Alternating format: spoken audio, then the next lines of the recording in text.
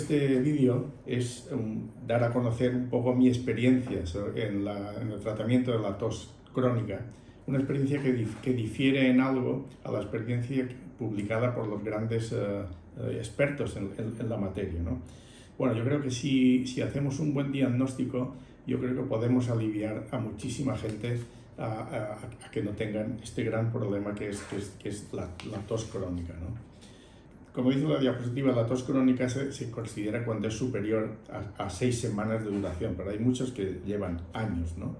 Y normalmente pues, es un tipo de afectación que es frecuente en los ambulatorios. Al menos el 2% de los pacientes tienen tos crónica. Es más frecuente en mujeres y en personas mayores, ¿no?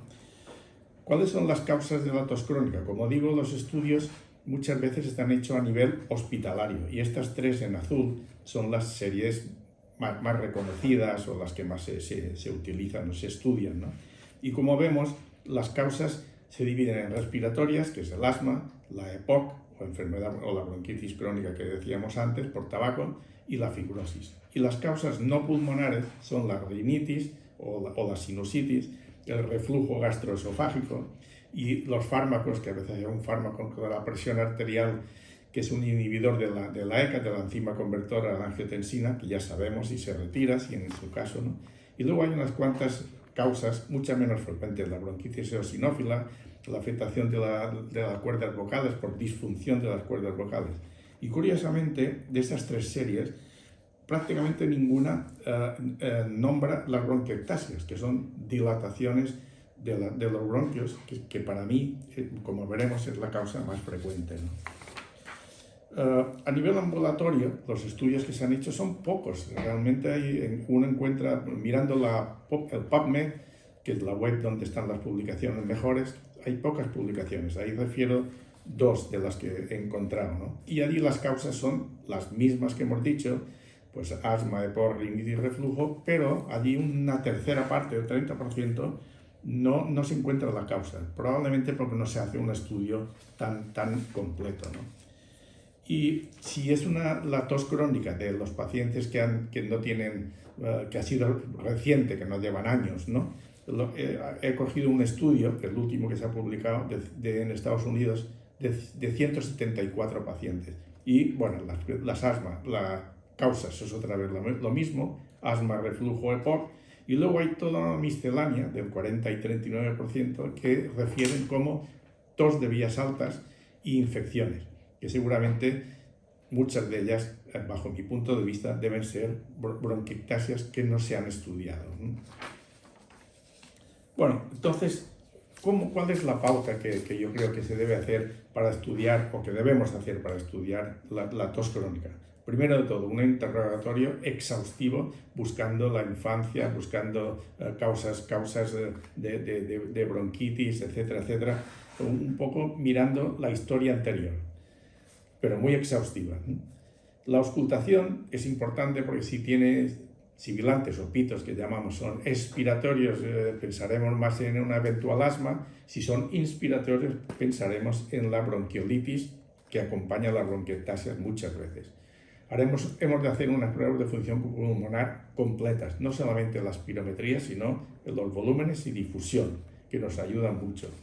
Y después, yo siempre pido una TAC torácica de alta resolución, lo que hoy día se llama TC torácica de alta resolución, porque nos ayuda muchísimo a diagnosticar las bronquiectasias. Aquí en la diapositiva hay unas bronquiectasias muy exageradas, muy grandes, pero muchas veces las bronquiectasias son de grado ligero o mediano, ¿no? o moderado, ¿no?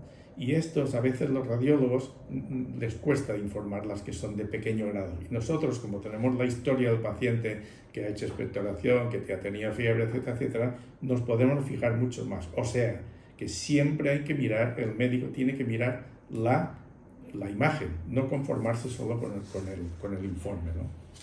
Y bueno, usualmente también son pacientes que ya han sido visitados por el otorrino para descartar si hay alguna afección en la garganta o cuerdas vocales, ¿no?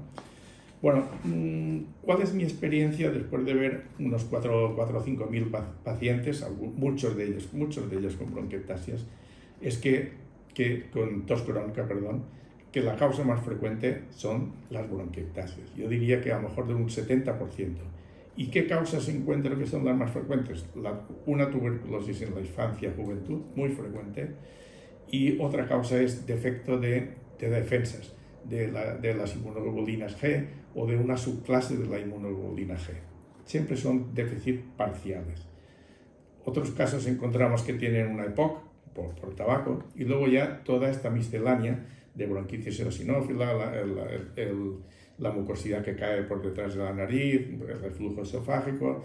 He encontrado un caso de una chica joven que le operamos de las amígdalas y se curó con esto, que las tenía un poco grandes, tenía tos crónica, curiosamente.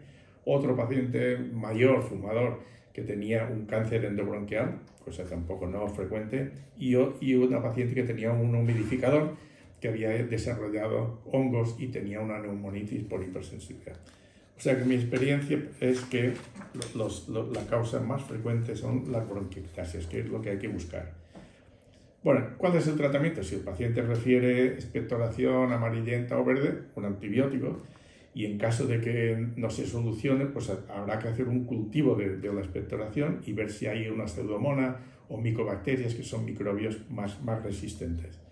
Y una cosa que tenemos hoy día, desde hace 20 años, son los antibióticos macrólidos, que son muy buenos antiinflamatorios de las vías aéreas, ¿no? Y en cambio, como antibióticos han perdido mucha capacidad porque los gérmenes son muy resistentes. O sea que muy importante el tratamiento con antibióticos macrólidos, si tiene que ser a largo plazo y todo. Y si hay un caso rebelde, que pues de la tos, pues a lo mejor hacemos una semana un tratamiento con corticosteroides para que desinflamar y luego que influyan los macrólidos.